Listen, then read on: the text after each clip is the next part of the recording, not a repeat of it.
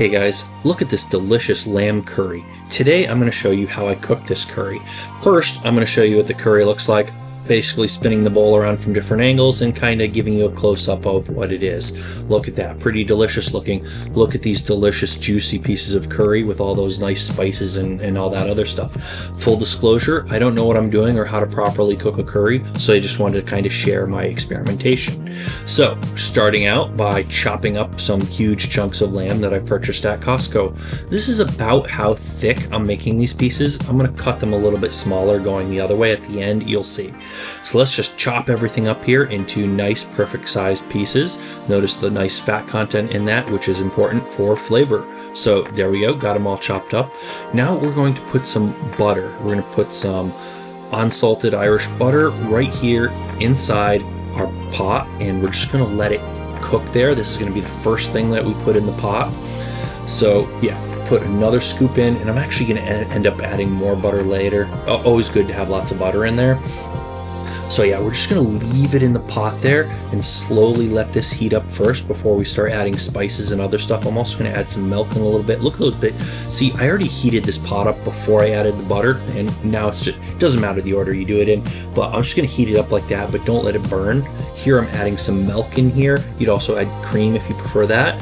But yeah, it's already fat, enough fat content in this as is, and we're going to actually end up boiling this down later.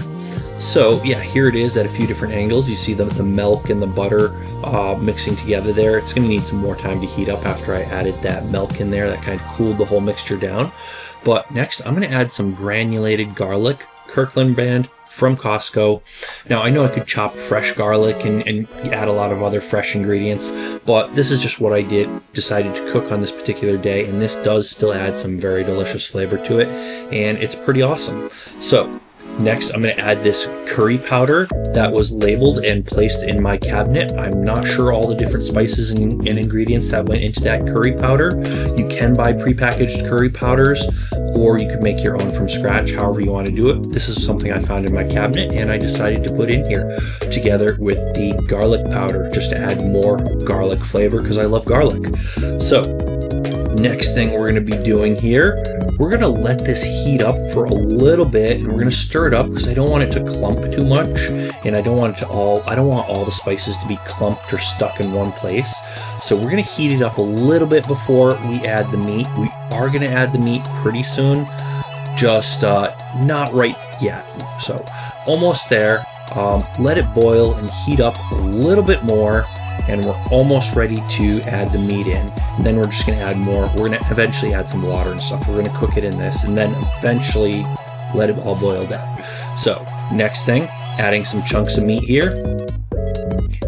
Adding more chunks of meat, and if you hadn't noticed, I did let I have some parts in this video where I cut away and some parts where I sped parts of the video up. So don't try to time, if you're trying to duplicate what I'm doing, don't try to time it based on my video. You kind of just have to watch it and guess where you want to how long you want to cook things for, and based on trial and error, you can write down the times if you want to come up with an exact formula for how you want to do it if you want. So anyways, getting all this meat inside here, that's not quite the last thing we're going to add in here. We are going to need to stir this, but we're going to be adding a little bit more in there. So I'm actually getting ready to add some soy sauce. So next thing I'm going to add in here, we have a bottle of soy sauce right here. If my camera is showing that right, yeah, trying to get the right camera angle and show the food I'm cooking. Premium soy sauce right there. I'm going to add a little bit of this in here. Not super essential, but it is great for flavor. Yeah, shaking my camera there while I'm trying to reach around the camera and pour soy sauce in here. But here we go. Just pour a bunch of it. I didn't measure that. You can measure it if you want, or you can do some trial and error and come up with the right measurement and then measure it the next time, however you want to do it. For me, I just kind of guesstimated it and poured a bunch in there. Now, not everything I did was perfect. The last time I made curry came out better than this time, but it was still pretty decent this time. And I decided to add more butter. May have been a mistake, maybe not if I had let it boil down even more, but adding some more butter in there, and notice the stuff on the bottom is not clumping or burning or anything like that. That's one thing you want to watch out for. You don't want your spices to clump, and you don't want your sauce at the bottom to you don't want it to burn, right? So here we are. We are gonna kind of push it all down and make sure all the meat is submerged underneath this sauce, and we're just gonna kind of cook it here for a while. We are gonna add some more water to that in a bit, but I'm gonna let it cook like this for a little bit. Make sure the butter all actually melts and it sort of, all the flavor gets sort of cooked into it. That's part of the idea. You want like the flavor to cook into the meat. So that's kind of what I'm going for. And you're gonna want the like all the fat content from the meat to turn into like an oil and all just blend together. So here I did add some more water. I kind of cut ahead a bit, hard to notice, but then I added some more water, and we're gonna let it just cook for a good long while. So we're gonna mix it together for a little bit, and then we're just gonna leave it, cut away, and come back in just a second. Still mixing for a little bit though. Look at all that stuff there. Doesn't look as good as it's gonna look at the end. It just looks like a bunch of oily raw meat in a pan. Here we go. Here it is boiling, starting to look a little bit better, a little bit more flavory. And you can see how like the oils and the butter and stuff is kind of separate from the water. And ideally you'd want to cook this down a lot more to get it to all sort of blend together. And I think that's one of the things I probably could have done better with this is cook it down a little bit more, I'm thinking.